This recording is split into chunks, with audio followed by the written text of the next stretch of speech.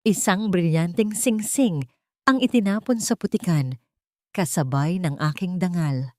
Jade, ang basurang katulad mo ay para lang sa basurang nasa kalsada. Tawa ni Rene habang ipinapakasal ako sa isang pulubi. Sa gitna ng ulan at kahihiyan, tinalikuran ko ang marangyang mansyon. Ngunit hindi ito ang dulo. Ito ang simula ng aking paniningil. Magagawa bang hilumin ng pag-ibig ang pusong winasak ng sariling pamilya? Ito ang iyong magiging asawa, Jade. Isang pulubing kinuha ko lang sa ilalim ng tulay ng Pasig dahil doon ka naman talaga nababagay. Sa putikan, ang boses ni Rene ay umalingaw-ngaw sa buong bulwagan ng mansyon, matalas at puno ng pangungutya. Sa sandaling iyon, ang tray ng mga mamahaling baso na hawak ni Jade ay nanginig sa kanyang mga kamay. Ang mga kristal na baso na puno ng tila gintong champagne ay naguunahang mag-ingay dahil sa panginginig ng kanyang mga daliri. Akala ni Jade, ang gabing ito ay para sa pagdiriwang ng kanyang ika-25 kaarawan, ang araw na ipinangako ng kanyang yumaong ama na matatanggap niya ang kanyang mana. Suot niya ang isang simpleng puting bestido na itinago niya ng ilang taon. Iniisip na sa wakas ay makakalaya na siya sa pagmamalupit ng kanyang ina-inahan. Ngunit ang lahat ng iyon ay isang malupit na patibong. Dahan-dahang ibinaba ni Jade ang tray sa mesa, habang ang kanyang paningin ay nagsisimulang lumabo dahil sa nagbabadyang mga luha. Sa harap ng maraming tao, ang mga dating kaibigan ng kanyang ama at ang matatayog na tao sa lipunan ay nakatayo ang isang lalaki. Marumi ang mahabang buhok nito, punit-punit ang suot na kamiseta, at may amoy ng luma at basang kalsada na kumakapit sa balat nito. Ito si Cory, ang lalaking ipinakilala ni Rene bilang kanyang magiging asawa kapalit ng kanyang kalayaan. "Mommy, please, huwag niyo pong gawin ito sa akin," bulong ni Jade. Ang kanyang boses ay halos hindi marinig sa gitna ng tawanan ng mga bisita. Isang malaking pagkakamali ito. Si Papa, hindi ito ang gusto ni Papa para sa akin. Humakbang nang malapit si Rene. Ang amoy ng mamahaling pabango nito ay tila sumasakal kay Jade. Hinawakan nito ang baba ng dalaga at pilit na iniharap sa maruming lalaki. "Ang papa mo ay wala na, Jade, at ang lahat ng ari-ariang inaasahan mo, lahat iyon ay nasa ilalim na ng pangalan ko. Ang tanging paraan para hindi ka mamatay sa gutom ay ang pakasalan ang lalaking ito. At least, may kasama kang mamulubi sa kalsada." Ang sakit na nararamdaman ni Jade ay hindi na lamang sa puso. Tila ba ang bawat hibla ng kanyang pagkatao ay unti-unting pinupunit.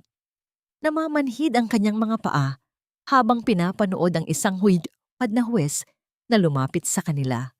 Sa loob ng ilang minuto, sa gitna ng pambabastos at panunuyan ng lahat, ay idineklara silang mag-asawa.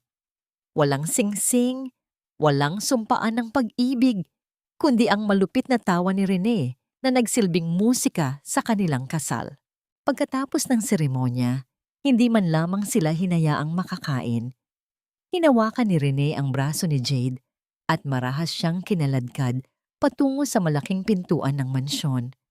"Ngayong may asawa ka na, wala ka nang puwang dito. Go! Magsama kayo ng basurang asawa mo." Isang malakas na tulak ang nagpabagsak kay Jade sa semento sa labas ng gate. Kasunod nito ay ang paghagis ng isang maliit na bag na naglalaman lamang ng ilang piraso ng kanyang lumang damit. Sa tabi niya, nakatayo si Cory, tahimik at nakayuko. Ang kanyang mga mata ay nakatitig lamang sa basang lupa. Kasabay ng marahas na pagsasara ng gate ay ang biglang pagbuhos ng malakas na ulan. Ang langit ay tila nakikiramay sa bigat ng nararamdaman ni Jade. Ang lamig ng tubig ay tumatagos. Sa kanyang puting bestido, ginagawa itong marumi at mabigat. Ang bawat patak ng ulan sa kanyang mukha ay humahalo sa kanyang mga luha. Ang mansyong kinalakihan niya, ang tanging tahanang alam niya, ay tuluyan ng naging isang muog na bawal na niyang pasukin. Napatingin si Jade sa kanyang mga kamay na puno ng galos dahil sa pagkakasubsob sa semento. Tumingala siya kay Cory, ang taong estranghero na ngayon ay itinalagang kabahagi ng kanyang buhay. Ang lalaki ay nananatiling walang kibo, ngunit napansin ni Jade ang panginginig ng mga balikat nito sa ilalim ng ulan. Sa gitna ng dilim at ingay ng bagyo, naramdaman ni Jade ang isang uri ng kalungkutan na mas malalim pa sa kamatayan. Bakit kailangang maging ganito kalupit ang mundo sa mga taong wala namang ibang ginawa kundi magmahal at sumunod? Saan ako lulugar sa mundong ito kasama ang isang taong hindi ko man lang kilala, habang ang tanging pag-asang pinanghahawakan ko ay tinangay na ng agos ng ulan? Wala na tayong matutuluyan, Jade. Sanay na ako sa ganito. Pero ikaw, hindi ka nararapat dito. Iyon ang mga unang salitang namutawi sa mga labi ni Cory mula nang ilabas sila sa mansyon. Ang kanyang boses ay paos, tila may mga bubog na bumabara sa kanyang lalamunan. Habang naglalakad sila sa gilid ng highway, ang mga yapak ni Jade ay nag-iiwan ng bakas ng putik sa kalsada. Ang kanyang manipis na sapatos na pangkasal ay matagal nang bumigay. Ang swelas nito ay natanggal na, kaya naman bawat hakbang niya ay direktang humahalik sa malamig at magaspang na aspalto. Lumingon si Jade sa madilim na kalsada.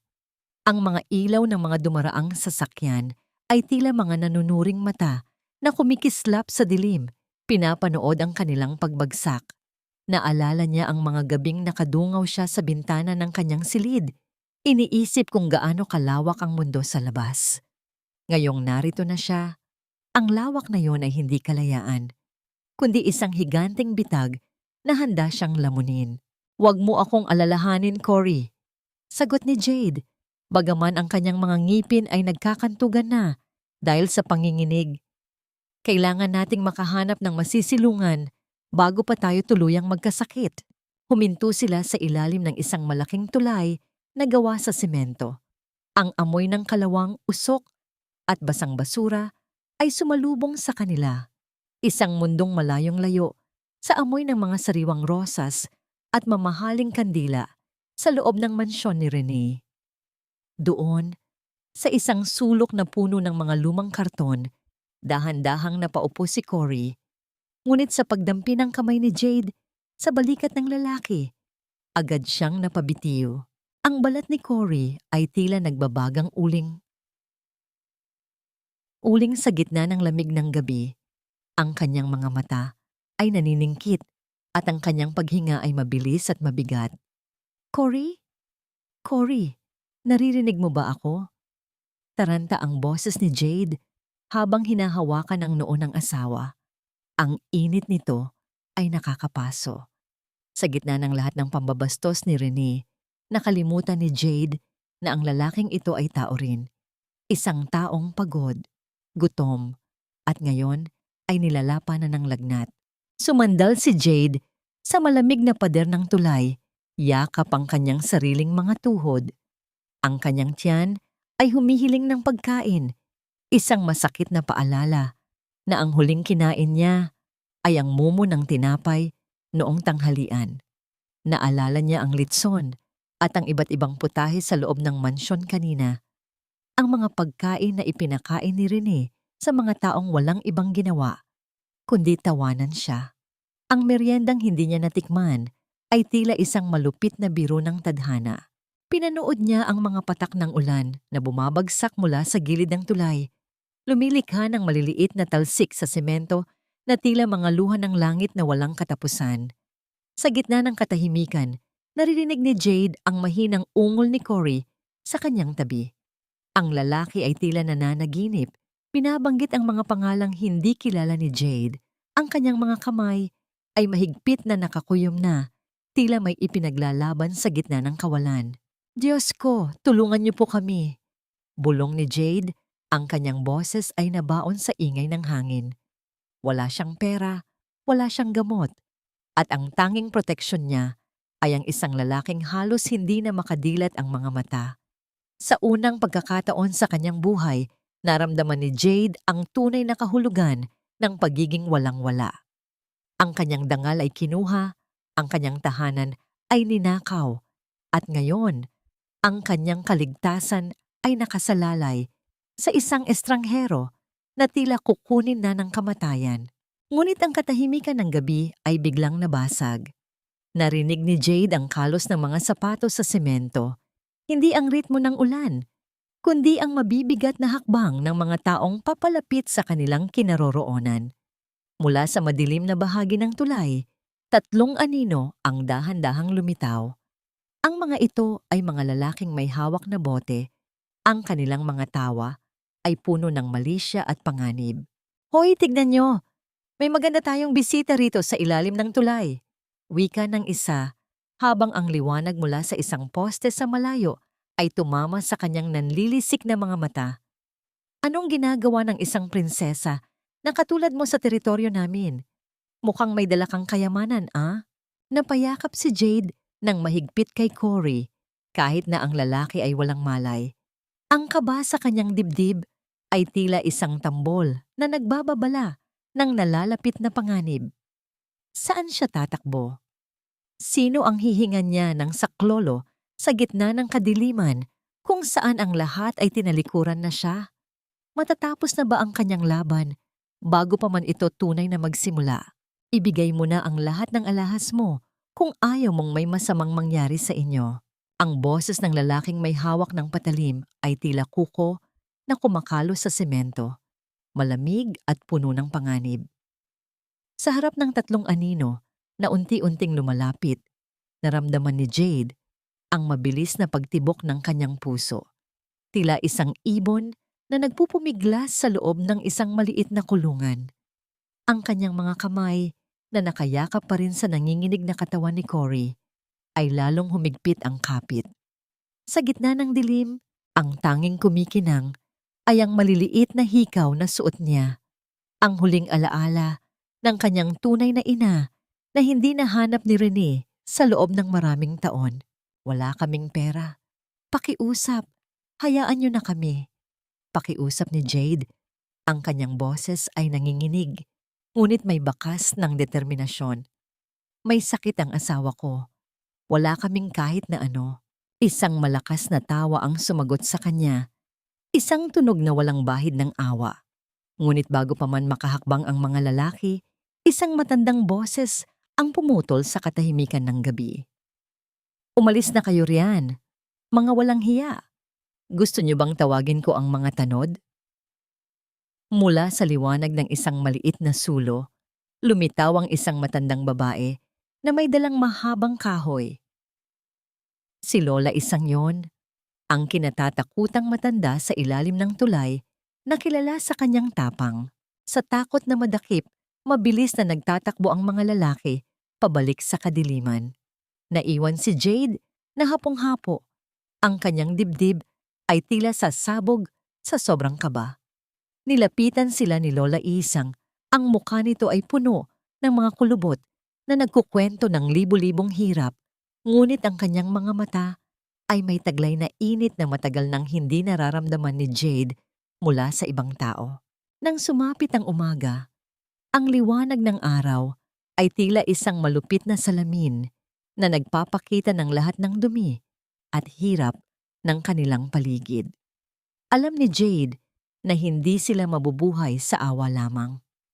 Tumingin siya sa natutulog na si Cory, na kahit papaano ay humupa na ang lagnat, ngunit nananatiling maputla. Sa isang mabigat na desisyon, tinanggal ni Jade ang kanyang mga hikaw. Ang bawat pihit ng lock ng alahas ay tila pagpunit sa kanyang sariling puso. Naglakad siya patungo sa isang maliit na sanglaan sa kanto ng palengke. Ang bawat hakbang ay tila paglayo sa kanyang dating buhay bilang isang prinsesa. Nang tanggapin niya ang ilang piraso ng papel na pera, kapalit ng kanyang huling kayamanan, hindi siya umiyak. Ang mga luha ay para sa mga mahihina at sa sandaling iyon, pinili ni Jade na maging matatag para sa kanilang dalawa. Bumili siya ng gamot, isang malinis na kumot at 2 balot ng mainit na pandesal. Pagbalik niya sa ilalim ng tulay, nagising na si Cory. Ang mga mata nito, na dati ay puno ng kawalan ng pag-asa, ay nakatitig sa kanya ng may halong gulat at paghanga. Pinanood ni Cory ang bawat kilos ni Jade, kung paano nito dahan-dahang pinupunasan ang kanyang noo, kung paano nito hinahati ang tinapay para sa kanya, at kung paano siya nito nginingitian sa kabila ng dumi sa kanilang paligid. "Bakit mo ito ginagawa?" Mahinang tanong ni Cory, ang kanyang boses ay may bahid ng pagtataka. "Itinapon ka na ng pamilya mo dahil sa akin. Bakit hindi mo na lang ako iwan?" Huminto si Jade at tumingin ng diretso sa mga mata ni Cory. Dahil ang sabi ni Renee, mga basura raw tayo. At kung talagang basura tayo sa tingin nila, ipapakita ko sa kanila na kahit ang basura ay may silbi at may dangal. Sa unang pagkakataon, nakita ni Jade ang isang maliit na kislap sa mga mata ni Cory. Isang kislap ng buhay na tila matagal nang namatay. Habang nagpapahinga ang lalaki, napansin ni Jade na may ginuguhit si Cory sa tuyong bahagi ng lupa gamit ang isang matulis na bato. Dahan-dahang lumapit si Jade at natigilan siya sa kanyang nakita. Hindi lamang ito basta guhit. Ito ay isang detalyadong disenyo ng isang bahay. Isang istruktura na may perpektong proporsyon, may mga bintanang tila humihinga, at isang hagdanang patungo sa langit. Ang bawat linya ay tila sumisigaw ng talino at sining na hindi pangkaraniwan. Naiwang pasan ni Cory ang napakalaking utang na hindi niya kailanman inasahang mapupunta sa kanya. Nang tangkain niyang ipaglaban ang sarili sa korte, sa kanya natuklasan na maging ang sarili niyang pamilya ay tinalikuran siya dahil sa kahihiyan. Sa gitna ng sunod-sunod na dagok at matinding kawalan ng pag-asa, unti-unti niyang nilunod ang sarili sa alak hanggang sa dumating ang araw na nagising siyang wala ng tahanan, nawala ng trabaho, at halos mabura na maging ang kanyang pagkatao. Ang mga salitang iyon ay lumabas mula kay Cory sa gitna ng malamig na gabi. Nakaupo sila ni Jade sa isang sulok ng tulay. Ang kanilang tanging ilaw ay mula sa malayong poste ng ilaw sa kalsada. Napatitig si Jade sa lalaki. Naghihintay na mabuo ang kwento sa likod ng mga matang iyon na dati walang buhay, ngunit ngayoy puno ng nag-aapoy na sakit. Dahan-dahang ikinuwento ni Cory ang kanyang nakaraan. Siya ay si Cory Alcantara, isang magaling na arkitekto na unti-unting nakikilala sa industriya. Mayroon siyang sariling kumpanya at isang malaking proyekto na inaasahang magbabago sa buhay niya. Ngunit ang kanyang tiwala ay ibinigay sa maling tao, ang kanyang matalik na kaibigan at kasosyo, si Marco. Sa pamamagitan ng mga palsipikadong dokumento at pekeng pirma, ninakaw ni Marco ang lahat ng pera ng kumpanya at tumakas palabas ng bansa. Naiwang pasan ni Cory ang napakalaking utang na hindi niya kailanman inasahang mapupunta sa kanya. Nang tangkain niyang ipaglaban ang sarili sa korte, sa kanya natuklasan na maging ang sarili niyang pamilya ay tinalikuran siya dahil sa kahihiyan. Sa gitna ng sunod-sunod na dagok at matinding kawalan ng pag-asa, unti-unti niyang nilunod ang sarili sa alak hanggang sa dumating ang araw na nagising siyang wala ng tahanan, nawala ng trabaho, at halos mabura na maging ang kanyang pagkatao. "Naging anino na lang ako," bulong ni Cory. Ang kanyang mga mata ay naniningkit habang pinipigilan ang pagtulo ng luha. Wala nang naniwala sa akin. Wala nang nagtangka. Naramdaman ni Jade ang isang malamig na kirot sa kanyang dibdib. Ang kanilang mga kwento ay tila magkapatid na magkahawig. Parehong pinagkanulo, parehong itinapon ng mga taong dapat sanang mag-alaga sa kanila. Sa pagkakataong yon, hindi awa ang naramdaman ni Jade, kundi isang matinding pagkakaisa. Inilapit ni Jade ang kanyang sarili kay Cory at hinawakan ang magaspang na kamay ng lalaki. Ang kanyang mga daliri ay marahang humaplos sa mga kalyo na tanda ng mga taong paglalaboy. "Hindi na mangyayari iyon ngayon, Cory," wika ni Jade. Ang kanyang tinig ay may taglay na tibay ng isang taong nakahanap ng bagong layunin. Hindi na tayo mga anino. Kukunin natin ang lahat ng nawala sa atin. At hindi tayo gagamit ng panlilinlang. Aahon tayo ng malinis. Ang pangakong yon ay tila naging isang sumpaan, mas matibay pa sa kasal na ginanap sa ulan, ilang araw lang ang nakalipas. Kinaumagahan, ginamit ni Jade ang natitirang pera mula sa isinanlang hikaw upang bumili ng isang maliit na lalagyan, mga murang sangkap at ilang piraso ng plastik. Gamit ang isang bakanteng espasyo sa gilid ng palengke na ipinagamit sa kanila ni Lola Isang, nagsimula siyang magluto ng arroz caldo at magbenta nito sa mga dumadaang manggagawa at tindero. Hindi biro ang init ng kalan at sa bawat paghalo niya sa malaking kaldero, tila tumatagos ang init sa kanyang balat na dati alagang-alaga sa aircon ng mansyon. Samantala, nakaupo si Cory sa isang tabi. Pinagmamasdan si Jade. Nakita niya ang pawis na tumutulo sa mukha ng asawa at ang nangiti nito na ipinamimigay sa bawat mamimili kahit pagod na pagod na. Sa bawat sandali, unti-unting nabubura sa isip ni Cory ang takot at kahihiyan. Nakita niya ang isang babaeng isinakripisyo ang huling yaman nito upang pakainin siya. Isang babaeng naniniwala sa kanya. Ngunit ang kalmado nilang umaga ay biglang nabulabog. Narinig ni Jade ang tunog ng isang mamahaling sasakyan na huminto sa di kalayuan. Nang lumingon siya, ang kanyang puso ay tila tumigil sa pagtibok. Mula sa sasakyan ay lumabas si Rene, nakasuot ng makintab na damit at mamahaling salamin na tila isang reyna na bumababa sa kanyang kaharian upang sulyapan ang mga alipin. Nakangisi itong naglakad palapit sa pwesto ni Jade. "Oh Jade, darling," sabi ni Rene. Ang boses nito ay matalim at puno ng pangmamaliit na sinadya upang marinig ng mga tao sa paligid. "Ito na ba ang bago mong negosyo? Nagtitinda ng lugaw sa gilid ng kalsada? Hindi ko alam na ganito na pala kababa ang pangarap mo. At ang asawa mong pulubi? Nasaan siya? Nagtatago na naman." Bago pa man makasagot si Jade, nakita ni Rene ang maliit na kinita ni Jade na nakalagay sa isang baso. Tumawa si Rene ng malakas.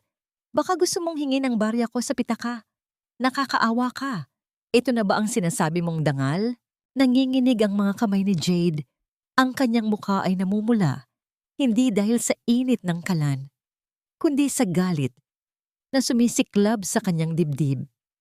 Pilit niyang nilulunok ang mga salitang gustong kumawala sa kanyang bibig, ngunit alam niyang anumang sabihin ni manbihin niya ay gagamitin lamang ni Rene laban sa kanya. Ngunit ang hindi inaasahan ni Rene, mula sa likuran ni Jade, lumabas si Cory. Ang kanyang buhok ay medyo maayos na kumpara noong una silang nagkita. At bagaman luma ang suot niyang damit, ang kanyang tindig ay may kakaibang tapang. Walang pagdadalawang isip, humakbang siya sa harap ni Jade, tila isang harang sa pagitan ng kanyang asawa at ng kalupitan ng ina-inahan. Tiningnan ni Cory si Rene ng diretso sa mata. Ang kanyang tingin ay malamig at hindi nababasa. Ano ang gagawin ng isang lalaking minsang nawalan ng lahat upang ipagtanggol ang babaeng naniniwala sa kanya? At handa ba si Rene na makita na ang lalaking itinuring niyang basura ay nagsisimula nang bumangon mula sa putikan? Hindi mo kailangang hiyain ang asawa ko para lang maramdaman mong mataas ka. Ang dumi sa suot ko ay kayang sabunin at labhan, pero ang dumi sa budhi mo, dadalhin mo hanggang sa hukay. Ang tinig ni Cory ay hindi sumisigaw, ngunit ang talas nito ay pumunit sa maingay na paligid ng palengke. Ang kanyang mga mata ay tuwid na nakatitig kay Rene. Walang bahid ng takot o pag-aalinlangan. Sa sandaling iyon, hindi siya isang pulubi na pinulot sa ilalim ng tulay. Siya ay isang lalaking nagtatanggol sa natatanging taong nagbigay sa kanya ng halaga. Napaawang ang mga labi ni Rene. Ang kanyang mukhang puno ng mamahaling pampaganda ay tila namula sa labis na pagkapahiya. Hindi siya sanay na sinasagot, lalo na ng isang taong itinuturing niyang nasa laylayan ng lipunan. Tumingin siya sa paligid at napansing unti-unting humihinto ang mga namimili at nagtitinda upang manood sa komosyon. "How dare you speak to me like that?" Gigil na sagot ni Rene. Ang kanyang mga kamay ay mahigpit na nakakuyom sa hawakan ng kanyang mamahaling bag. "Pagsisisihan niyo ang araw na kinalaban niyo ako. Magdusa kayo sa putikan kung saan kayo nababagay." Mabilis na tumalikod si Rene at pumasok sa kanyang sasakyan. Umarangkada ang makina nito at mabilis na lumisan, nag-iwan ng maitim na usok na unti-unting nilipad ng hangin. Nang mawala ang sasakyan sa paningin, naramdaman ni Jade ang panghihina ng kanyang mga tuhod. Muntik na siyang matumba, ngunit mabilis siyang inalalayan ni Cory. Ang mahigpit na hawak ng lalaki sa kanyang braso ay nagbigay ng init at seguridad na matagal na niyang hinahanap. Tumingala si Jade at nakita ang pag-aalala sa mukha ng kanyang asawa. Sa unang pagkakataon, naramdaman ni Jade na may kakampi siya sa malupit na mundong ito. Hayaan niyo na ang ahas na yon, mga anak. Walang asenso sa taong puro kamandag ang lumalabas sa bibig. Napalingon sila at nakita si Lola Isang, ang matandang nagligtas sa kanila mula sa mga tambay noong nakaraang gabi. May dala itong isang lumang kahoy na bangko at inilapag yon sa tabi ng pwesto ni Jade. Ayon sa matanda, hindi ligtas ang pwesto nila sa gilid ng kalsada dahil anumang oras ay maaaring dumaan ang mga nanghuhuli ng mga nagtitinda sa bangketa. Inalok ni Lola Iyong ang isang maliit na espasyo sa ilalim ng tolda ng kanyang sariling sari-sari store upang doon na sila magtinda. Pumapatak ang mga luha ni Jade habang nagpapasalamat. Isang malaking kabalintunaan na kung sino pa ang walang-wala sa buhay, sila pa ang may kakayahang magbigay ng walang hinihinging kapalit. Lumipas ang ilang araw at ang maliit na pwesto nila ay naging maayos. Habang abala si Jade sa paglilinis ng mga kaldero, napansin niya si Cory na nakaupo sa isang tabi kasama ang sirang electric fan ni Lola Isang. Gamit lamang ang isang lumang distornilyador at ilang pirasong alambre, maingat na binuksan ni Cory ang makina. Ang kanyang mahahabang daliri ay kumikilos ng may kasiguraduhan. Tila kabisado ang bawat piyesa at koneksyon. Pinanood siya ni Jade mula sa di kalayuan. Nakita niya ang pagbabago sa tindig ng lalaki. Ang kanyang mga balikat ay hindi na nakayuko at ang kanyang mukha ay may bakas ng seryosong determinasyon. Nang mapagana ni Cory ang bentilador, isang maliit na ngiti ang sumilay sa mga labi nito. Ang simpleng kaganapang yon ay nagdala ng kakaibang kiliti sa puso ni Jade. Hindi na lamang awa o responsibilidad ang nararamdaman niya para sa lalaking ito, kundi isang unti-unting pag-usbong ng paghanga. Ngunit ang kapayapaang inaakala nilang nagsisimula ng mamulaklak ay may nagbabadyang unos. Kinahapunan, inutusan ni Lola Isang si Cory na bumili ng ilang materyales sa isang malaking hardware sa labas ng palengke upang ayusin ang tumutulong bubong ng tindahan. Habang naglalakad si Cory sa tapat ng isang bagong tayong commercial building, napansin niya ang isang kumpol ng mga taong nakasuot ng formal na damit. Tila may isang mahalagang pulong na nagaganap sa labas ng gusali. Tumigil ang mundo ni Cory nang tumama ang kanyang paningin sa isang pamilyar na bulto. Isang lalaking nakasuot ng mamahaling asul na suit. Maayos ang ayos ng buhok at may nakakapasong na ngiti habang nakikipagkamay sa mga tao. Si Marco, ang matalik na kaibigang nagnakaw ng kanyang kumpanya, ng kanyang pera at ng kanyang dangal. Naramdaman ni Cory ang pagbagal ng oras. Ang kanyang hininga ay naging mabigat at ang kanyang mga kamay ay nagsimulang manginig. Gusto niyang sumugod, gusto niyang isigaw sa lahat kung anong uri ng demonyo ang kaharap nila. Ngunit bago pa man siya makahakbang, isang itim na sasakyan ang huminto sa harap ni Marco. Bumaba ang bintana ng sasakyan at lumabas ang isang pamilyar na mukha.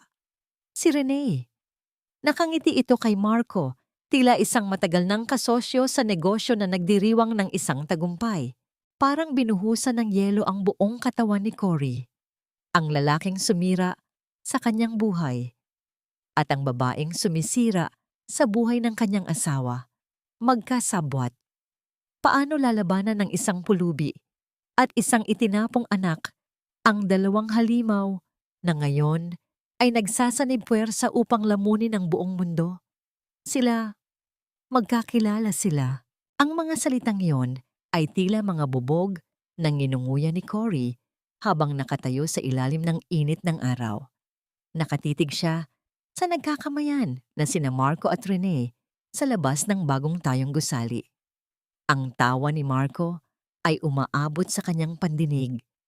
Isang tunog na nagpapabalik sa kanya sa mga gabing ninakawan siya ng dangal at kinabukasan. Gusto niyang tumakbo palapit, gusto niyang kwelyuhan ang dating kaibigan at isumbat sa mukha nito ang lahat ng pait ng paglalaboy sa kalsada. Ngunit may isang imahe na pumigil sa kanyang mga paa, ang mukha ni Jade. Naalala niya ang pawis sa noo nito habang naghahalo ng mainit na lugaw, ang pag-asa sa mga mata nito habang inaalagaan siya sa kabila ng kanilang kahirapan. Kung susugod siya ngayon, ano ang mangyayari? Maaari siyang makulong dahil sa panggugulo. Iiwan ba niya si Jade na mag-isang lumalaban muli? Mariing ipinikit ni Cory ang kanyang mga mata, huminga ng malalim at dahan-dahang tumalikod. Ang laban na ito ay hindi mapapanalunan sa pamamagitan ng galit lamang. Kailangan niya ng plano, kailangan niya ng sandata na higit pa sa patalim, kailangan niya ang kanyang talino. Pagbalik niya sa palengke, napansin agad ni Jade ang katahimikan ng asawa. Ibinigay ni Cory ang mga biniling materyales at agad na inayos ang bubong ng tindahan ni Lola Isang. Hindi siya umiimik. Ang kanyang martilyo ay tahimik na bumabaon sa kahoy, tila naglalabas ng sama ng loob sa bawat pukpok. Nang sumapit ang gabi, nang magsara na ang mga tindahan at sila na lamang ang naiwan sa ilalim ng maliit na tolda, nilapitan ni Jade si Cory. May hawak siyang isang maliit na balot ng plastik at isang pares ng gunting. "Upo ka," malamig na utos ni Jade. "Panahon na para ibalik natin ang dating ikaw." Naguguluhang sumunod si Cory at umupo sa isang lumang bangko. Kinuha ni Jade ang gunting at dahan-dahang sinimulang gupitin ang mahaba at buhol-buhol na buhok ng lalaki. Ang bawat hibla na nalalaglag sa semento ay tila isang bahagi ng madilim na nakaraan na unti-unting tinatanggal. Naramdaman ni Cory ang malamig na talim ng gunting sa kanyang batok, kasunod ng mainit na paghaplos ng mga daliri ni Jade. Sa unang pagkakataon, naging malapit ang kanilang mga mukha. Ang amoy ng sabon mula sa buhok ni Jade ay humalo sa malamig na hangin ng gabi. Napatitig si Cory sa refleksyon nila sa isang maliit na basag na salamin na nakasabit sa dingding ng tindahan. Ang lalaking nakikita niya ay hindi na ang pulubing nakagapos sa kahihiyan.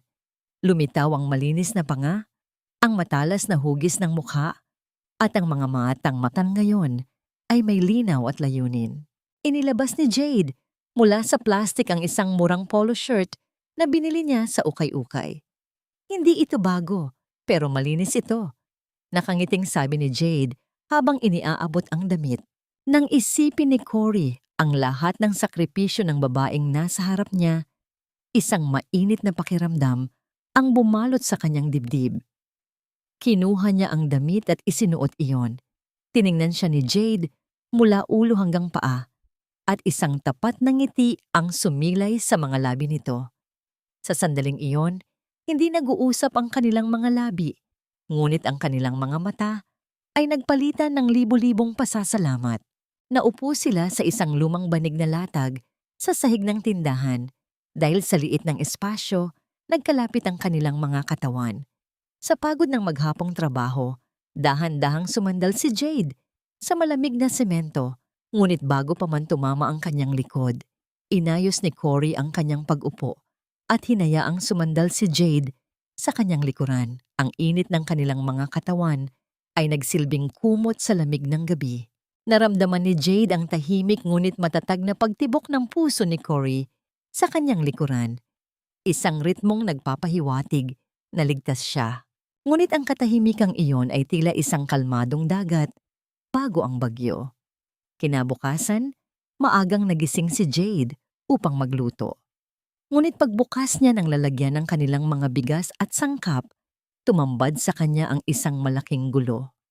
Ang mga sako ng bigas ay hiwa-hiwa. Ang mga rekado ay nakakalat sa lupa at nahaluan ng buhangin. Sa gitna ng gulo, isang pira-pirasong papel ang nakatusok sa dingding ng tindahan gamit ang isang kalawanging pako. Kinuha ni Jade ang papel at pamilyar ang magarbong sulat kamay. Ang mga daga na pinipilit tumira sa palasyo ay laging pinapatay. Ito pa lang ang simula. Umalis na kayo bago maging abo ang buong palengke. Nanginginig ang mga kamay ni Jade habang hawak ang sulat. Ang kanyang maliit na negosyo na pinaghirapan niya mula sa ibinenta niyang alahas ay nasira sa isang iglap. Lumingon siya at nakita si Cory na papalapit mula sa pag-iigib ng tubig. Ang mukha nito ay dahan-dahang nag-iba nang makita ang gulo. Paano sila babangon kung sa bawat hakbang nila paitaas ay may mga kamay na pilit silang hinihila pababa patungo sa impyerno? Hindi tayo aalis. Kung gusto nilang sunugin ang palengkeng ito, kailangan muna nilang dumaan sa ibabaw ng aking bangkay. Ang boses ni Cory ay mababa, ngunit may bigat na parang bato na ibinagsak sa tahimik na umaga. Nakatayo siya sa harap ng nagkalat na bigas at mga sirang kagamitan. Ang kanyang mga kamao ay nakakuyom ng mahigpit. Pinanood siya ni Jade na nagmamadaling kumuha ng walis upang linisin ang kalat. Sa halip na umiyak o magpakita ng takot, may kakaibang apoy sa mga mata ng dalaga. Hindi na siya ang mahinang prinsesa na basta na lamang itinulak sa labas ng mansyon sa ilalim ng ulan. Ang ulan na iyon ay tila naghugas sa kanyang kahinaan at nag-iwan ng bakal sa kanyang puso. Nilapitan ni Jade si Cory at kinuha ang walis mula sa lalaki. Hindi mo kailangang mamatay para sa akin, Cory. Buhay tayo. At habang humihinga tayo, hindi tayo magpapatalo sa mga demonyong nagpapanggap na tao. Sa tulong ni Lola Isang at ng ilang kapwa-tindero na nakaramdam ng awa at paghanga sa katatagan ng mag-asawa, mabilis nilang naayos ang pwesto. Wala mang natirang puhunan para sa araw na yon. Ginamit ni Jade ang kanyang talino. Lumapit siya sa isang nagbebenta ng karne at sa isang nagtitinda ng gulay. Gamit ang matatamis na salita at ang pangako ng pagbabayad sa kinabukasan, nakakuha siya ng ilang pisikal na sangkap sa pamamagitan ng utang. Isang bagay na hindi kailanman gagawin ng dating Jade na sanay sa yaman. Samantala, hindi na natiling walang ginagawa si Cory. Habang nagluluto si Jade, nag-ikot-ikot ang lalaki sa buong palengke. Napansin niya ang mga lumang tolda na madaling pasukin ng ulan, ang mga sirang mesa na ginagamit ng mga tindero ng isda, at ang kawalan ng maayos na daanan ng tubig na nagdudulot ng mabahong amoy sa paligid. Gamit ang isang piraso ng karton at uling na nakuha niya sa ihawan, nagsimulang gumuhit si Cory. Ang kanyang mga kamay na minsang gumawa ng mga disenyo para sa mga milyonaryo, ngayon ay nagdedisenyo ng isang mas maayos at malinis na palengke para sa mga mahihirap. Kinahapunan, matapos maubos ang kanilang mga ibinibentang pagkain, nadagsa ang bumili dahil sa masarap nitong lasa at linis ng pagkakagawa, nilapitan ni Cory ang samahan ng mga tindero. Inilatag niya ang karton sa ibabaw ng isang lumang mesa. Ipinakita niya kung paano nila maayos ang mga tolda gamit ang murang kawayan at lumang trapal upang mas maging matibay laban sa hangin. Ipinakita rin niya kung paano gagawa ng simpleng daluyan ng tubig upang hindi na bumaha at bumaho ang kanilang mga pwesto.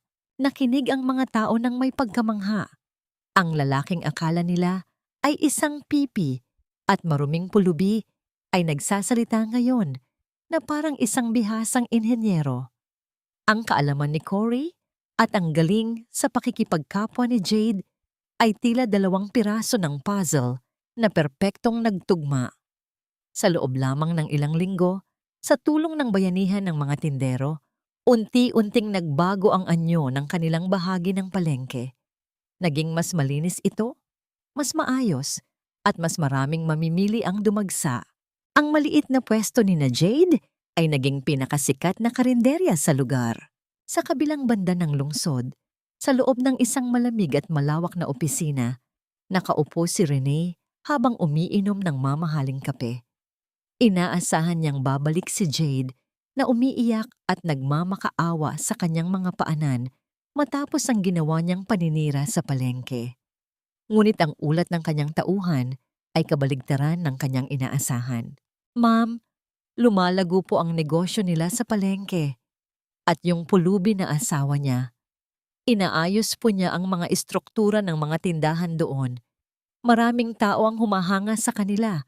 Nanginginig na ulat ng inutusang tauhan. Bumagsak ang baso ng kape sa sahig, nabasag at nagkalat ang maitim na likido sa maputing alpombra. Ang mukha ni Renee ay namula sa matinding galit.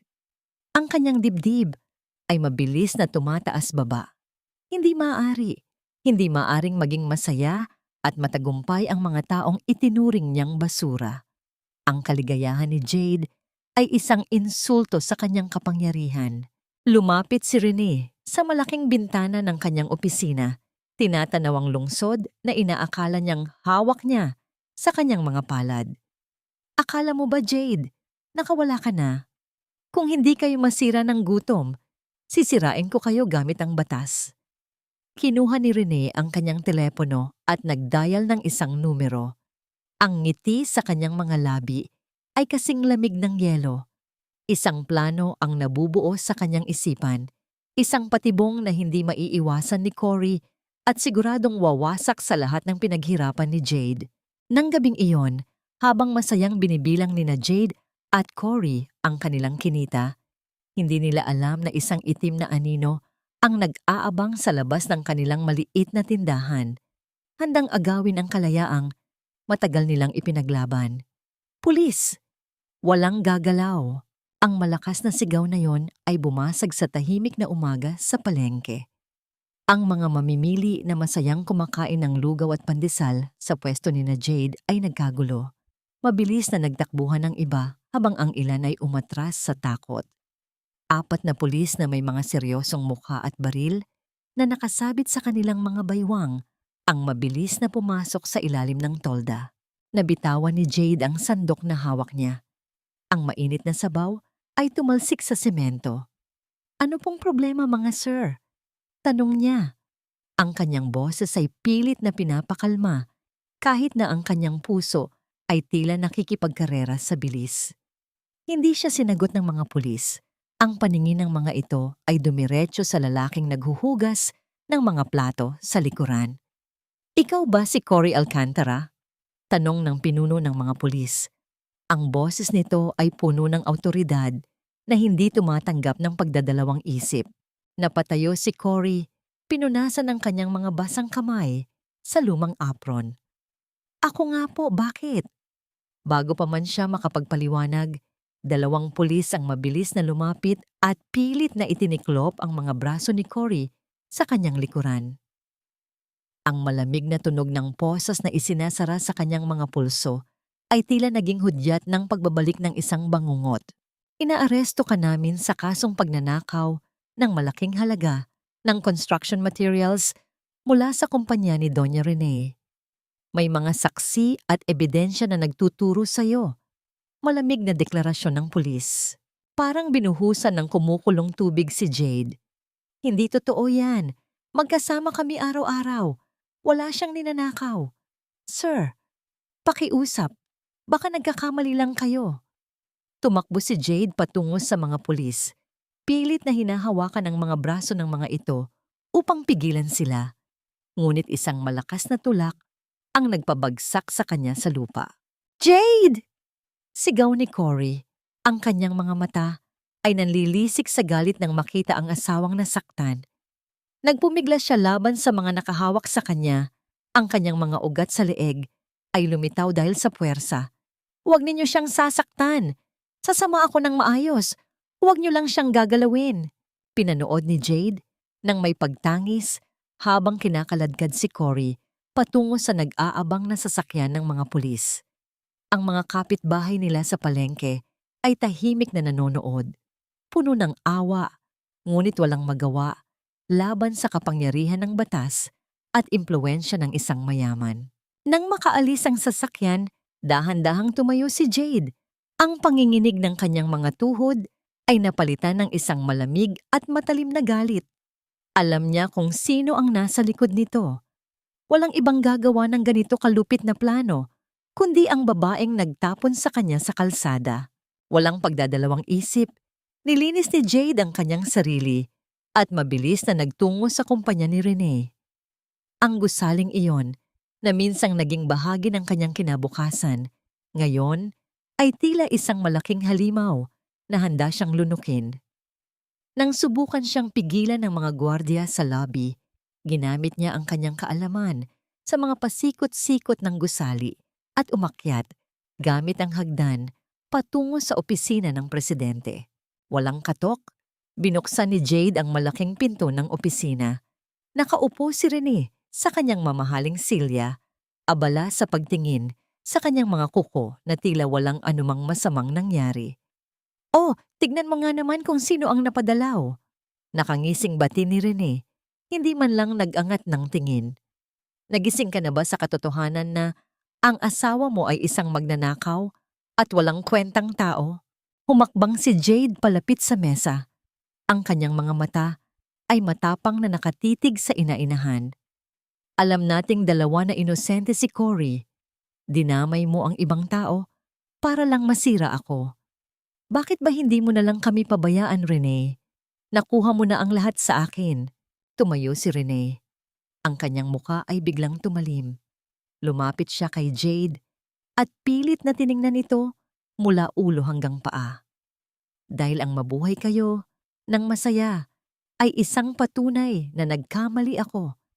At hindi ako nagkakamali, Jade. Iniligtas kita sa kahihiyan, pero pinili mong sumama sa isang basurero. Ngayon, mararanasan niya kung paano mabulok sa kulungan. Palabasin mo siya." Matigas na utos ni Jade, hindi umiiwas sa paningin ng mas matandang babae. Tumawa si Rene, isang tawang puno ng pang-aalipusta. "Papalabasin ko siya. Kung luluhod ka sa harap ko, hahalikan ng sapatos ko at pipirma sa dokumentong ito." Kinuha ni Rene ang isang folder at ibinagsak sa mesa. "Ito ay naglalaman ng kasunduang formal mong tinatalikuran ang anumang karapatan mo bilang anak ng ama mo. Kapag pinirmahan mo ito, iuurong ko ang kaso laban sa asawa mo." Napakuyom ang mga kamao ni Jade. Ang papel na yon ay hindi lang pagtalikod sa yaman, kundi pagtalikod sa alaalang iniwan ng kanyang ama. Ito ang huling piraso ng dangal na pinipilit na kawin ni Rene. Kung pipirmahan niya ito, tuluyan na siyang magiging walang halaga.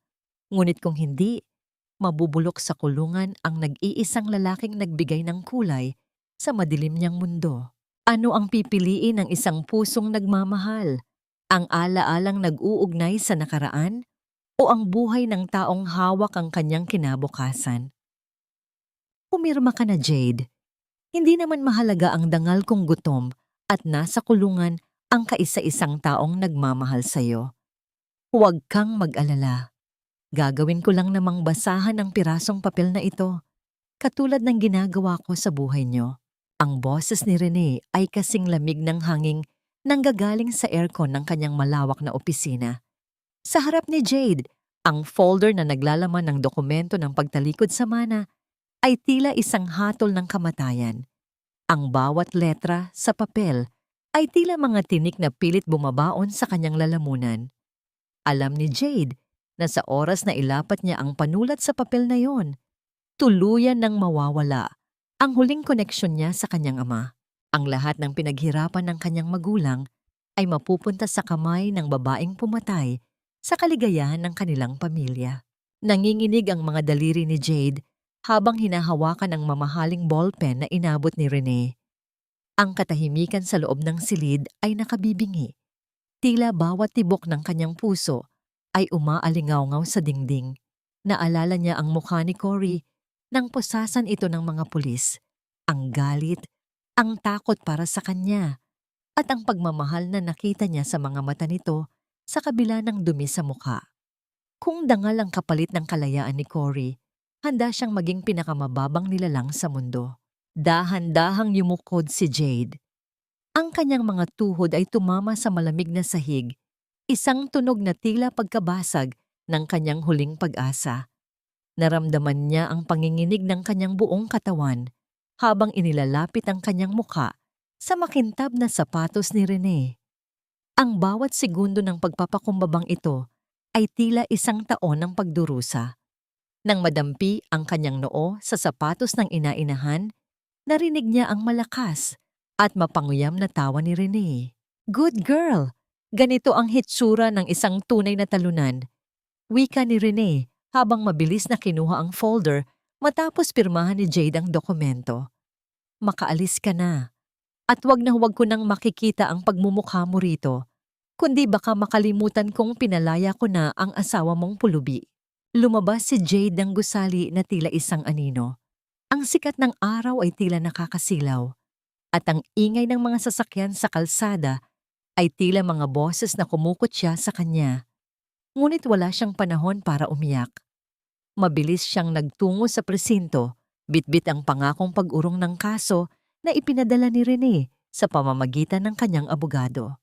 Sa loob ng madilim at mabahong selda, nakita niya si Cory. Ang lalaki ay nakaupo sa sahig. Ang kanyang polo na binili ni Jade ay may mga punit at bahid ng dugo mula sa pakikipagbuno sa mga pulis kanina. Nang makita siya ni Cory, agad itong tumayo at lumapit sa rehas. Ang kanilang mga daliri ay nagtagpo sa gitna ng malamig na bakal, isang mahigpit na kapit na tila ayaw nang bumitaw pa. "Jade, bakit ka narito? Paano nila ako pinalaya?" tanong ni Cory. Ang kanyang boses ay puno ng pag-aalala habang sinusuri ang namumutlang mukha ng asawa. Hindi sumagot si Jade. Pinilit niyang ngumiti kahit na ang kanyang puso ay nagdurugo. "Wala na yon, Cory. Ang mahalaga, makakauwi na tayo. Magkakasama na uli tayo." Nang makalabas sila ng presinto, ang gabi ay nagsisimula nang bumalot sa lungsod.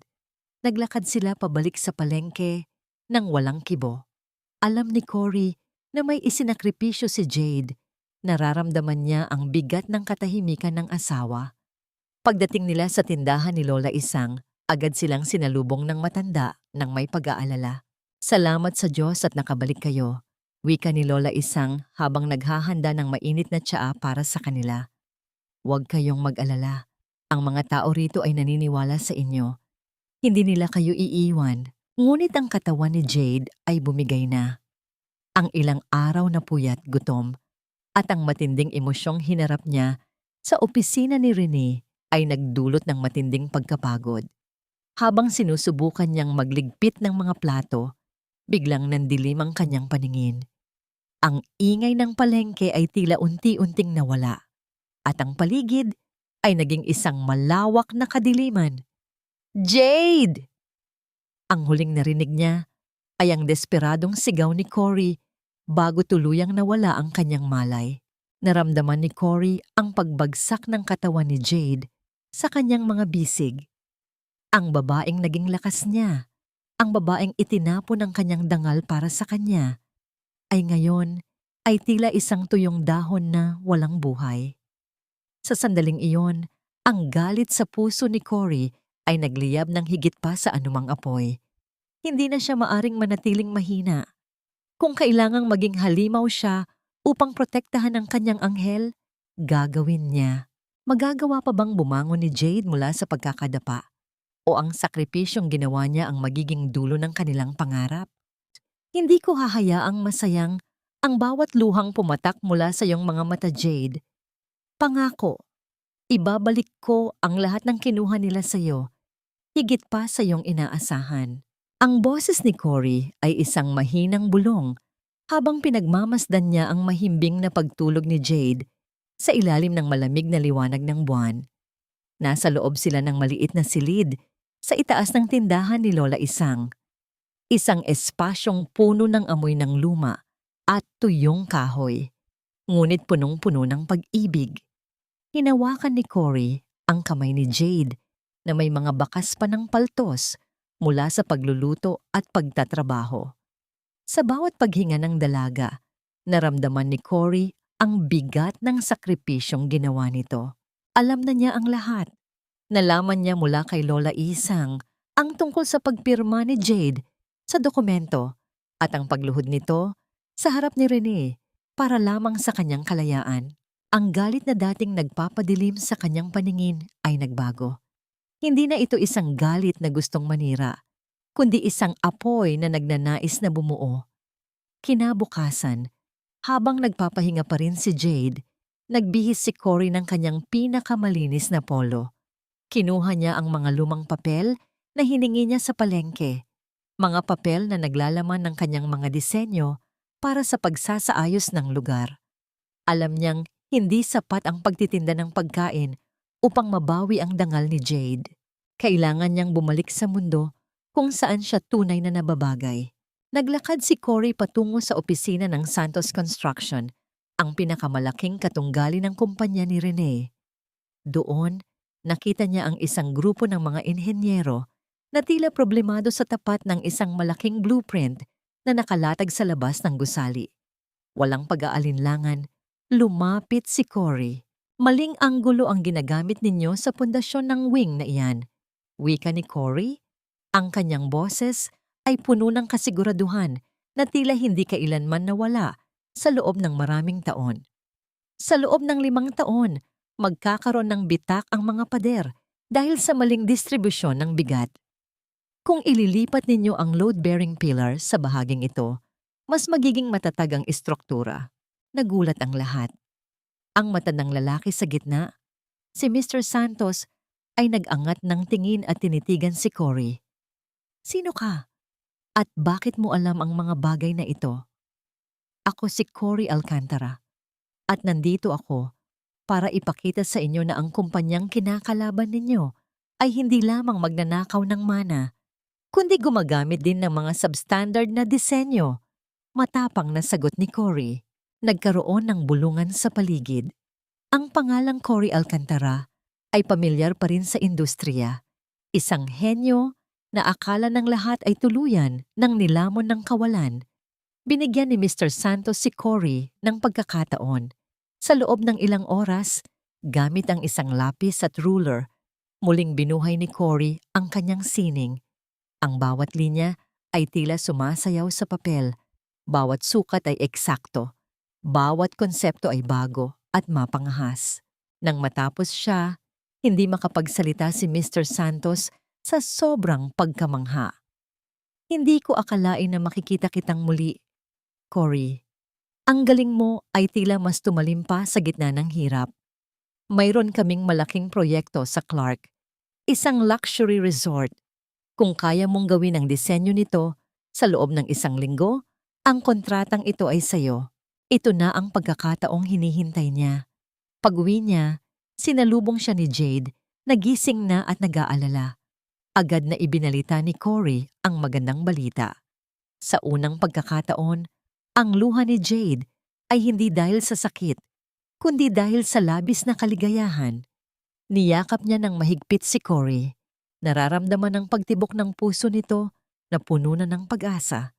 Lumipas ang mga araw na walang tulugan. Habang si Jade ay abala sa pag-aalaga sa kanilang maliit na tindahan, si Cory naman ay nakalubog sa mga plano at numero. Ang kanilang silid ay naging isang studio ng pangarap. Isang gabi, habang nagpapahinga sila, kinuha ni Cory ang isang maliit na pelus na kahon mula sa kanyang bulsa. Ito ang singsing na itinago niya sa loob ng maraming taon. Isang hiyas na hindi niya naibenta kahit noong panahong wala siyang makain. Jade, Noong ikinasal tayo sa ulan, wala akong naibigay sa iyo kundi kahihiyan. Bulong ni Cory habang dahan-dahang isinusuot ang singsing sa daliri ni Jade. Ngayon, sumusumpa ako. Ang susunod na kasal natin ay magaganap sa harap ng Diyos at hindi ka na kailanman luluhod sa harap ng sinuman. Nagtagpo ang kanilang mga labi sa ilalim ng malamlam na ilaw, isang halik na puno ng pangako at paghilom.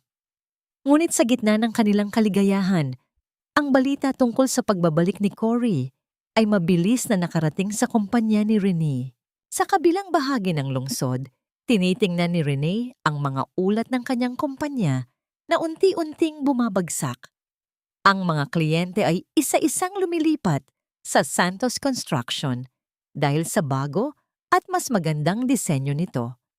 Nang makita niya ang pangalan ni Cory Alcantara bilang lead architect, nagdilim ang kanyang paningin. Akala mo ba ay nanalo ka na, Cory? Galit na bulong ni Renee habang hinahawakan ang isang litrato ni na Jade at Cory na palihim na kinuha ng kanyang tauhan. Kung hindi kita kayang sirain sa batas, sisirain ko ang tanging bagay na nagpapanatili sa iyong pagbangon.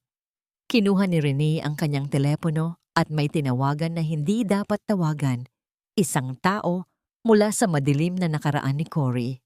Ang pag-ibig ay hindi laging tungkol sa matatamis na salita. Madalas ito ay nasa mga pasmadong kamay na pilit kang ibinabangon mula sa malalim na hukay. Ang kaisipang iyon ay nananatili sa isip ni Jade habang pinagmamasdan niya ang kanyang daliri kung saan nagniningning ang singsing na ibinigay ni Cory. Ang liwanag ng umaga sa palengke ay tila hindi na kasing lupit ng dati. Kahit na maingay ang paligid, ang kalansing ng mga timba, ang sigawan ng mga tinderong naglalatag ng kanilang paninda, at ang amoy ng sariwang isda ay tila naging isang magandang musika sa kanyang pandinig. Ang bawat sentimo na kinikita nila mula sa pagtitinda ng pagkain ay itinatabi nila para sa pangarap na binuo nila sa ilalim ng ulan. Sa loob ng isang madilim na sulok ng isang mamahaling restaurant, hindi ganoon kaganda ang atmosfera. Nakaupo si Renee sa tapat ng isang lalaking may mapanuring mga mata at ngiting tila isang lason na dahan-dahang kumakalat. Si Marco, ang lalaking minsang itinuring ni Cory na kapatid ngunit siyang kumuha ng lahat mula sa kanya. Nabalitaan ko ang tungkol sa resort project sa Clark Renee, wika ni Marco habang pinaglalaruan ang baso ng wine sa kanyang mga kamay. Hindi ko akalain na ang basurang ipinakasal mo kay Jade ay magagawa pang humawak ng lapis at papel. Mukhang nagkakamali ka sa pagtansya sa kanya. Kaya nga kita tinawagan, Marco. Madiing sagot ni Renee. Ang kanyang boses ay nanginginig sa galit. Huwag mong hayaang magtagumpay ang proyektong yan. Kung kailangang bumagsak ang gusali bago pa ito matapos, gawin mo. Sisiguraduhin kong babalik siya sa kalsada at sa pagkakataong ito, wala nang Jade na magliligtas sa kanya. Isang malamig na kasunduan ang nabuo sa pagitan ng dalawang halimaw. Ang kanilang mga tawa ay tila isang babala ng paparating na unos. Isang unos na hindi alam ni na Jade at Cory na malapit nang humampas sa kanilang payapang buhay.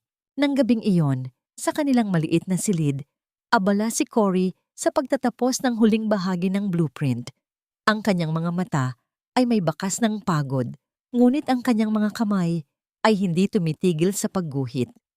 Lumapit si Jade at dahan-dahang ipinatong ang kanyang ulo sa balikat ng asawa.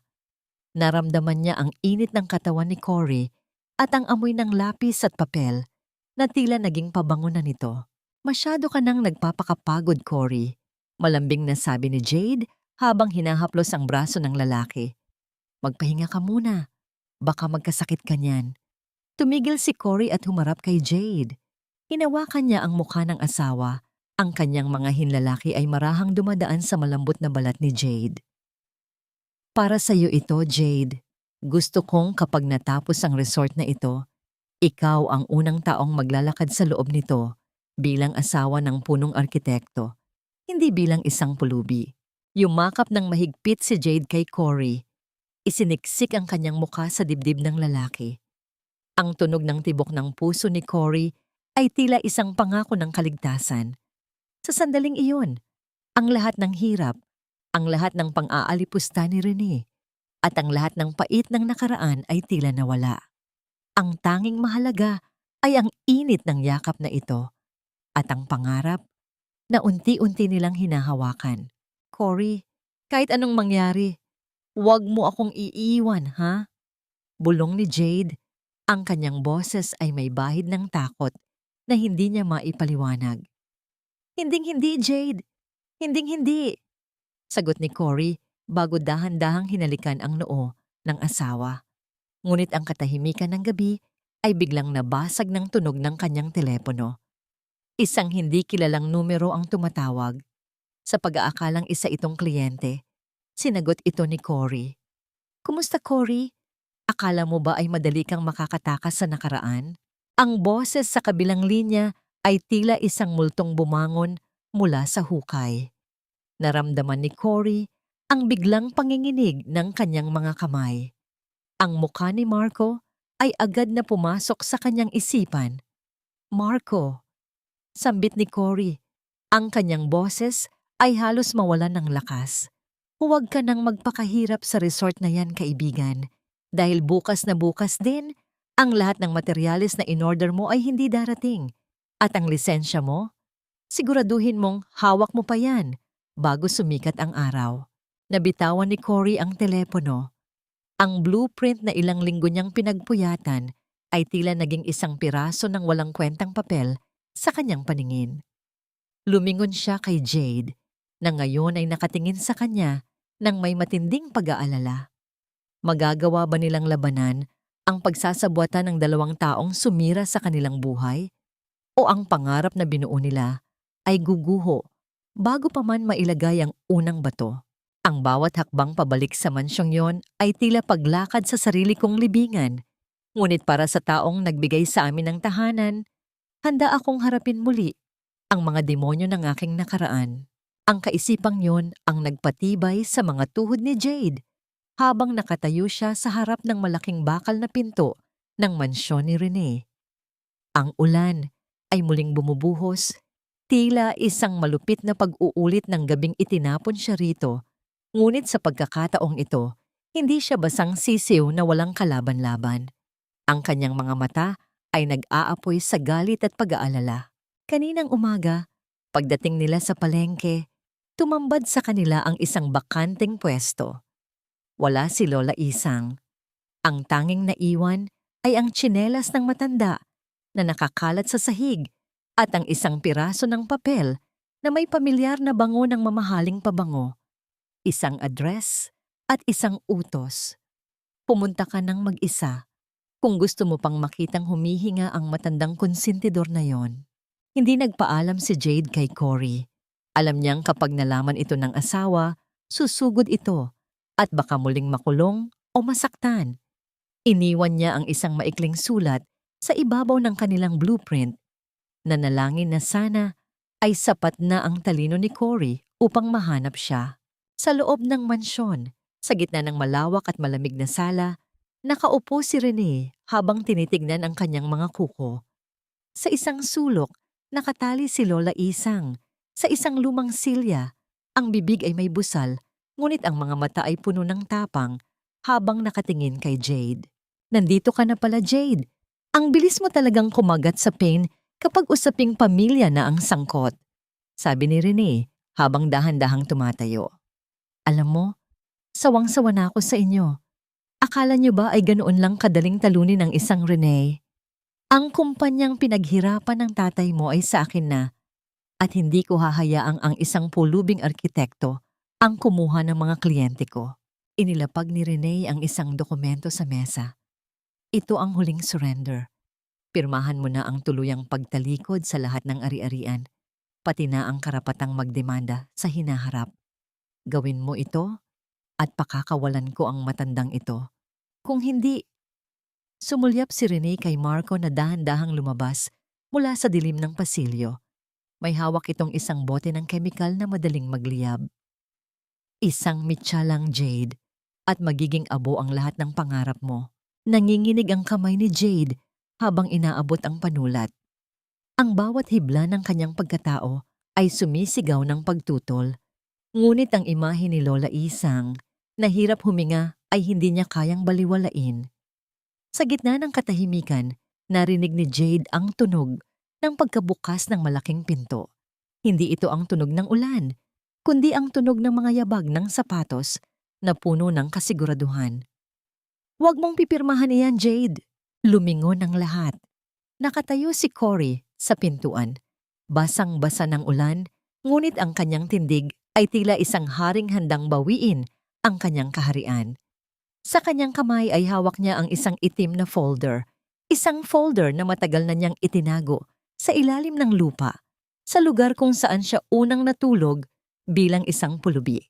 "Marco, akala mo ba ay nabaon na, kasama ng dangal ko, ang mga ebidensya ng pagmamanipula mo sa buwis at pagbubulsa ng pondo ng kumpanya?" Malamig na wika ni Cory habang dahan-dahang humahakbang palapit. "At ikaw, Renee, meron akong kopya ng tunay na diwa ng tatay ni Jade na hindi mo nahanap sa vault. Ang diwa na nagsasabing ang lahat ng ari-arian ay mapupunta kay Jade sa sandaling siya ay ikasal, kahit sino pa ang mapangasawa niya." Ang mukha ni Renee ay biglang nawalan ng kulay. Ang hawak niyang folder ay nalaglag sa sahig. Napatingin siya kay Marco na ngayon ay nagsisimula na ring manginig sa takot. Paano nagawang mahanap ng isang taong itinuring nilang basura ang mga sandatang tuluyang wawasak sa kanilang kapangyarihan? At sa gitna ng tensyong ito, magagawa ba nilang makaligtas bago tuluyang maghasik ng apoy ang desperadong si Marco? Wala kang mapapatunayan, Cory. Isang pulubi ka lang at ang hawak mo ay mga piraso ng basurang papel. Ang boses ni Renee ay umalingaw-ngaw sa buong sala. Isang desperadong palahaw ng isang reynang nakikitang gumuho ang kanyang kaharian. Ngunit ang panginginig ng kanyang mga kamay ay hindi maitago. Sa kabilang banda, si Marco ay nagsimulang umatras. Ang mga mata nito ay nagpapalipat-lipat mula kay Cory patungo sa pintuan na tila naghahanap ng madadaanan palabas. Hindi sumagot si Cory. Sa halip ibinato niya ang itim na folder sa paanan ni Renee. "Tignan mo kung basura nga. Kasama riyan ang mga kopya ng bank transfers ni Marco patungo sa mga offshore accounts at ang orihinal na sulat kamay ng ama ni Jade na nakuha ko mula sa dating abogado ng inyong pamilya. Isang abogado na kinasabwat mo, ngunit mas piniling iligtas ang sarili nang malaman niyang pabagsak na ang kumpanya mo." Nabitawan ni Marco ang bote ng chemical at mabilis na tumakbo patungo sa likod ng mansyon. Iniiwan si Renee na mag-isa sa gitna ng kanyang sariling kasinungalingan.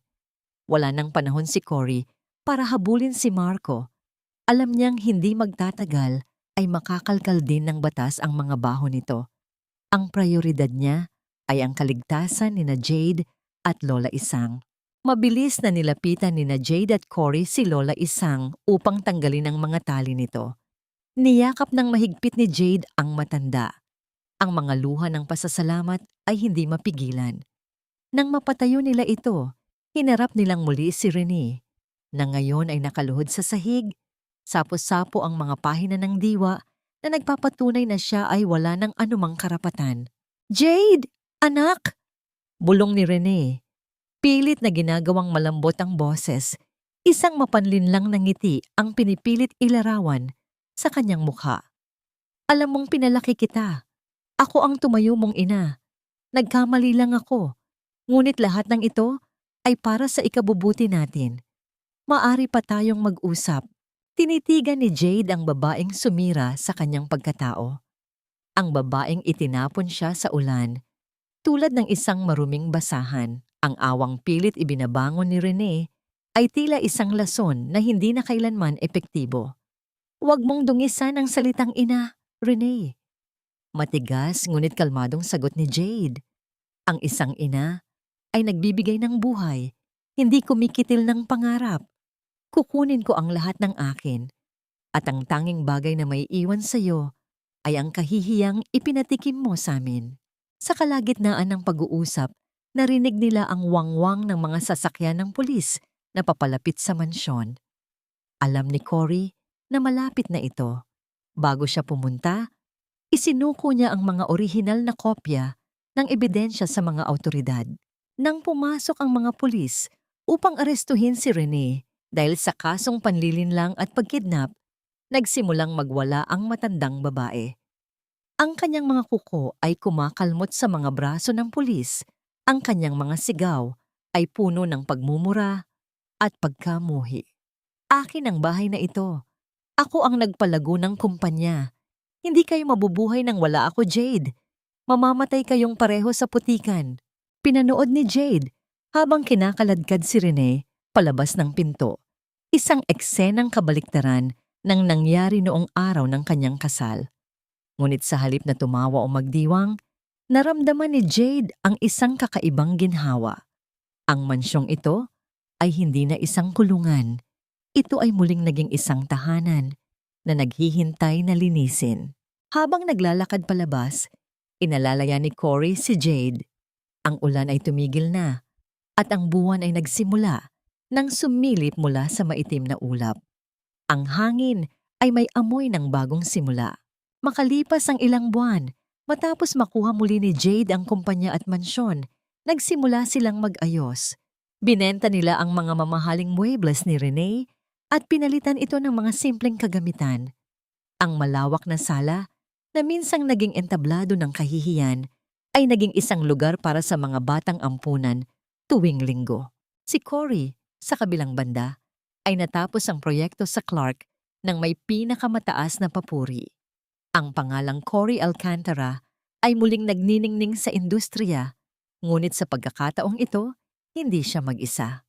Isang gabi, habang nag-aayos sila ng isang maliit na kwarto sa ikalawang palapag, napahinto si Jade. Naramdaman niya ang isang pamilyar na hilo na sinundan ng isang hindi inaasahang pakiramdam sa kanyang sinapupunan. Hinawakan niya ang kanyang tiyan, ang kanyang mga mata ay nanlaki habang dahan-dahang tumingin kay Cory na abala sa pagpipintura ng dingding. Cory, tawag ni Jade. Ang kanyang boses ay nanginginig sa isang panibagong uri ng kaba.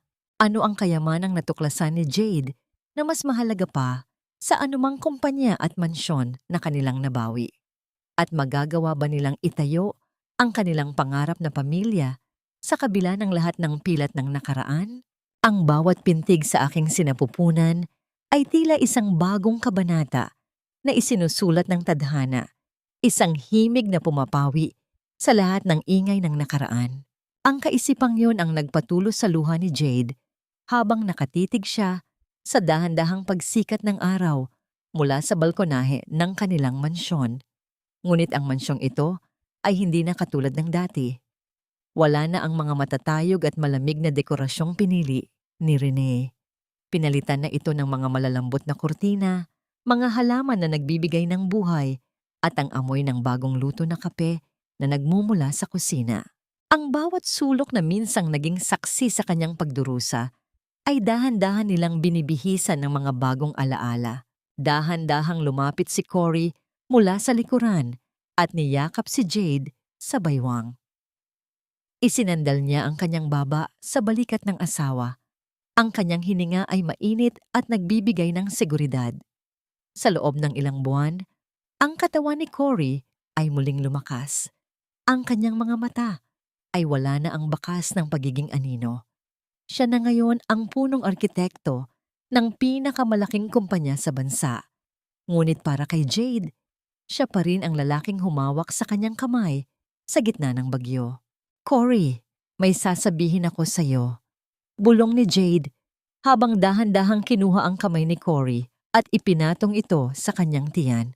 Naramdaman ni Jade ang biglang pagtigil ng paghinga ni Cory. Ang katahimikan sa pagitan nila ay tila na puno ng libu-libong damdamin. Nang humarap si Cory kay Jade, ang kanyang mga mata ay basa na ng luha. Mga luhang hindi dahil sa sakit, kundi dahil sa isang uri ng kaligayahang hindi niya akalaing mararanasan pa niya. Jade, Totoo ba ito? Tanong ni Cory. Ang kanyang boses ay nanginginig. Nang tumango si Jade, binuhat siya ni Cory at marahang inikot. Ang kanilang mga tawa ay humalo sa huni ng mga ibon sa labas. Sa sandaling iyon, ang lahat ng pait ng pagiging pulubi, ang lahat ng sakripisyo sa palengke, ay tila naging maliliit na presyo lamang para sa biyayang ito. Kinahapunan, napagpasyahan nilang bumalik sa isang lugar na hindi nila kailanman kakalimutan. Sumakay sila sa kanilang simpleng sasakyan at nagtungo sa ilalim ng tulay ng Pasig. Bit-bit nila ang mga balot ng mainit na pagkain at mga kumot. Ang amoy ng kalsada at ang ingay ng mga sasakyan sa itaas ay tila bumalik sa kanila. Ngunit hindi na bilang isang banta, kundi bilang isang paalala.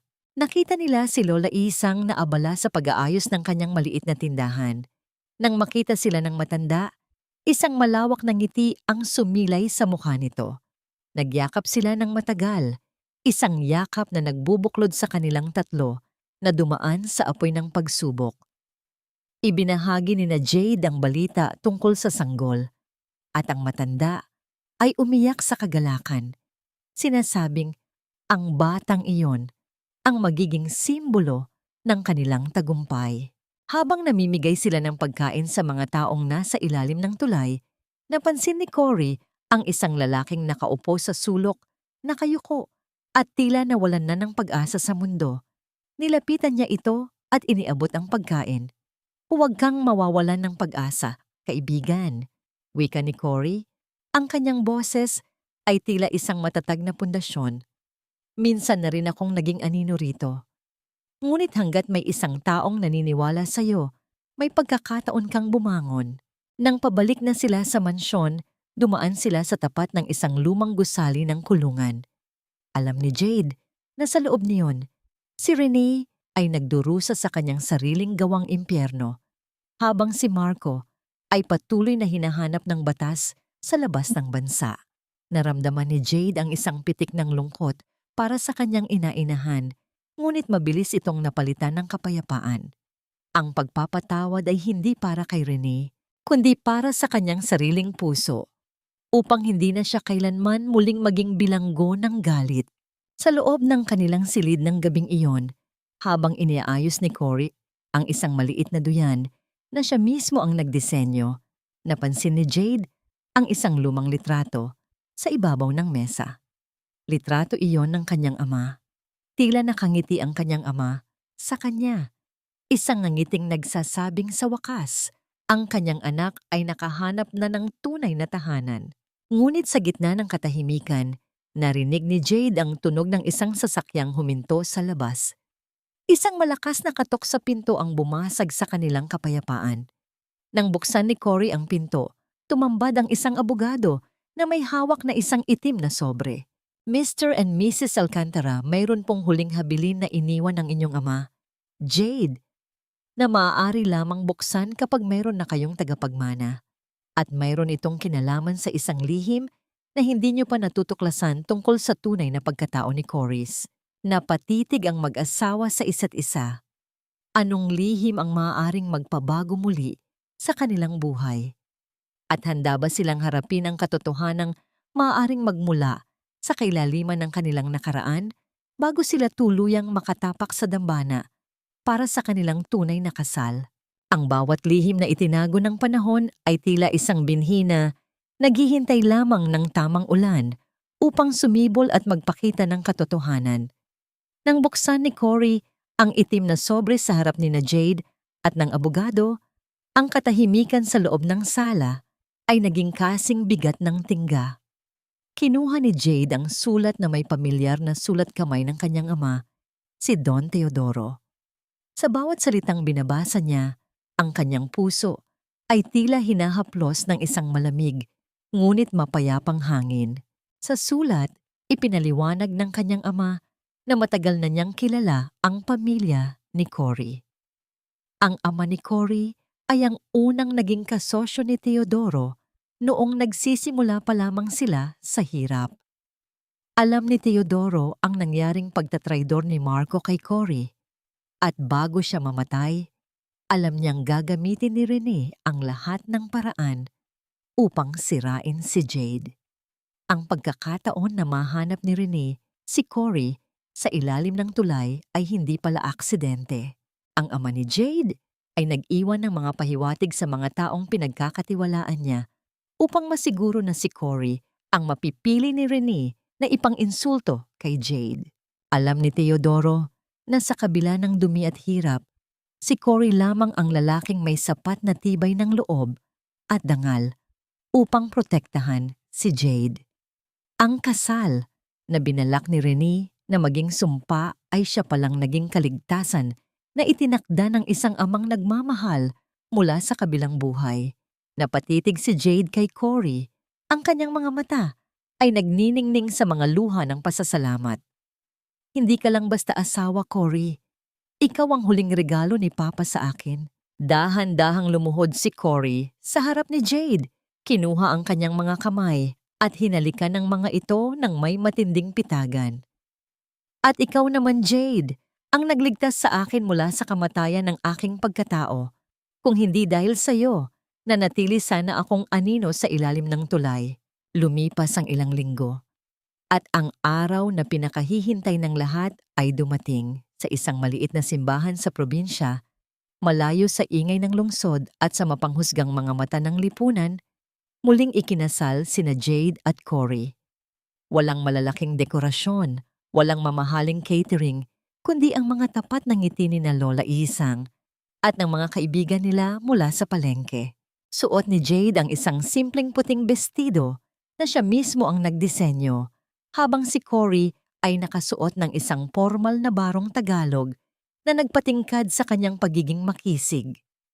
Nang maglakad si Jade patungo sa altar, ang bawat hakbang niya ay tila pag-iwan sa lahat ng pait ng nakaraan. Sa harap ng Diyos, ang kanilang mga sumpaan ay hindi napilit, kundi puno ng pangako ng walang hanggang pagmamahal. Sa hirap at ginhawa, sa ulan at sa sikat ng araw, ikaw lamang ang aking tahanan. Wika ni Cory habang isinusuot ang gintong singsing sa daliri ni Jade. Matapos ang kasal, naging mabilis ang mga kaganapan. Ang kumpanya nila ay naging huwaran ng integridad sa industriya. Si Marco ay nahuli rin sa wakas matapos subukang tumakas sa bansa, habang si Rene ay nananatili sa loob ng kulungan. Unti-unting kinakain ng sariling pagsisisi at kalungkutan. Isang hapon, nakatanggap si Jade ng balita na madalas daw tuliro si Rene at tinatawag ang kanyang pangalan, ngunit pinili ni Jade na manalangin na lamang para sa kapayapaan ng kaluluwa nito. Dumating ang araw ng panganganak ni Jade. Sa loob ng silid ng ospital, habang hawak ni Cory ang kanyang kamay, isinilang ang isang malusog na sanggol na lalaki. Pinangalanan nila itong Teodoro bilang pagpupugay sa amang naging arkitekto ng kanilang tadhana. Nang iabot ng nurse ang sanggol kay Jade, naramdaman niya ang isang uri ng kaligayahang hindi kayang tumbasan ng anumang yaman sa mundo. Ang bawat pag-iyak ng bata ay tila isang awit ng tagumpay laban sa lahat ng unos na kanilang hinarap. Makalipas ang ilang buwan, nakatayo ang pamilya Alcantara sa balkonahe ng kanilang bahay. Pinapanood nila ang paglubog ng araw na nagbibigay ng kulay kahel sa langit. Nakasandal si Jade sa dibdib ni Cory habang karga nito ang kanilang anak na mahimbing na natutulog. Ang hangin ay banayad na humahaplos sa kanilang mga mukha. Tila isang mahinhin na paalala na ang bawat sugat ay may panahon ng paghilom at ang bawat dulo ay simula lamang ng isang mas magandang kwento. Masaya ka ba, Jade?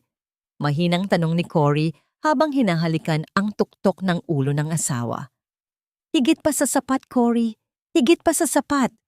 Sagot ni Jade habang ipinipikit ang kanyang mga mata. Ninanamnam ang kapayapaang sa wakas ay kanila na.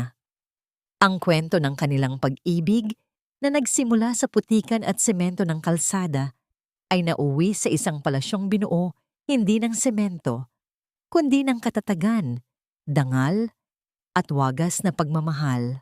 Ang panahon ay tila isang mabilis na agos ng ilog na dahan-dahang humuhugas sa mga pilat ng nakaraan. Iniiwan ang mga batong makinis at matatag sa ilalim ng sikat ng araw. 5 taon na ang lumipas mula nang huling pumatak ang ulan ng pighati sa buhay nina Jade at Cory, at ang bawat araw na dumaan ay tila isang pahina ng pasasalamat na idinaragdag sa kanilang kasaysayan. Sa malawak na hardin ng kanilang tahanan, na ngayoy puno ng mga makukulay na gumamela at mababangong rosal, maririnig ang malutong na tawa ng isang bata. Si Teodoro, na ngayoy 5 taong gulang na, ay masayang hinahabol ang isang makulay na saranggola sa himpapawid. Ang kanyang mga hakbang ay puno ng sigla, malayo sa bigat ng mga yapak na minsang dinala ng kanyang mga magulang sa madidilim na eskinita ng lungsod. Nakaupo sina Jade at Cory sa isang kahoy na bangko sa ilalim ng malaking puno ng nara. Hawak ni Cory ang kamay ni Jade. Ang kanilang mga daliri ay magkahulip, tila mga ugat ng puno na hindi na kailanman mabubunsol. Ang mga palad ni Jade ay hindi na kasing kinis ng isang prinsesa. Mayroon na itong mga bahid ng paggawa at pag-aalaga. Ngunit para kay Cory, ito ang pinakamagandang kamay sa buong mundo. Ang mga kamay na humila sa kanya mula sa kailaliman ng kawalan. Minsan, kapag naaalala ko ang gabi sa ilalim ng tulay, parang isang masamang panaginip na lang ang lahat. Bulong ni Jade habang isinasandal ang kanyang ulo sa balikat ng asawa. Hinalikan ni Cory ang noo ni Jade. Ang kanyang mga mata ay nakatitig sa kanilang anak na naglalaro. Ang dilim ng gabing iyon ang nagturo sa atin kung paano pahalagahan ang liwanag, Jade.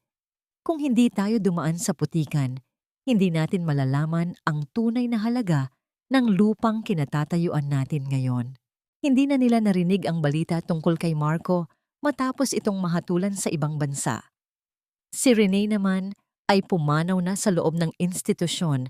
2 taon na ang nakalilipas. Sa huling sandali nito, dinalaw siya ni Jade. Walang galit, walang sumbat. Ang tanging baon ni Jade sa pag-alis sa silid na yon ay ang panalangin na sana ay mahanap ni Renee ang kapayapaang hindi nito nakamit noong ito ay nabubuhay pa. Ang pagpapatawad ni Jade ay hindi dahil sa karapat-dapat si Renee, kundi dahil ang kanyang puso ay masyadong puno ng pag-ibig para magkaroon pa ng puwang ang puot. Sa bawat anibersaryo ng kanilang kasal, bumabalik ang mag-asawa sa tindahan ni Lola Isang. Hindi na ito isang maliit na sapa ng kahirapan, kundi isang maunlad na kooperatiba na itinatag ni na Jade para sa mga tindero sa palengke.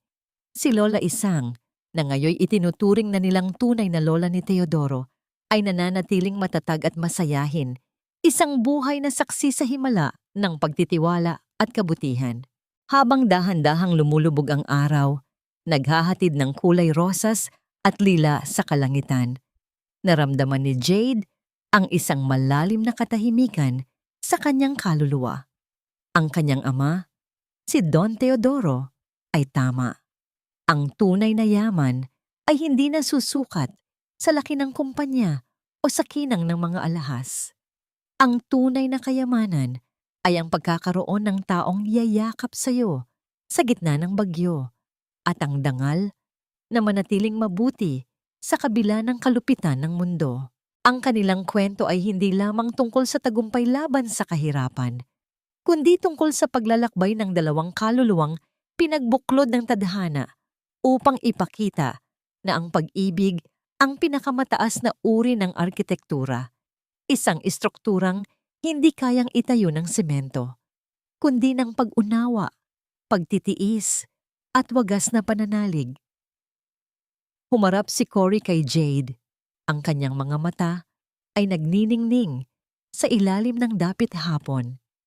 Mahal kita, Jade, higit pa sa kahapon, at mas lalo pa sa darating na bukas. Mahal din kita, Cory, habang buhay, sagot ni Jade bago sila dahan-dahang naglapat ng isang halik na tila nagsasabing sa wakas, ang lahat ng sugat ay tuluyan ng naghilom. Ang hangin ay marahang humihip, tinatangay ang mga tuyong dahon, habang ang pamilya Alcantara ay naglalakad pabalik sa loob ng kanilang tahanan. Isang tahanang puno ng liwanag, tawa, at isang pag-ibig na kailanman ay hindi na muling magiging pulubi sa paningin ng mundo.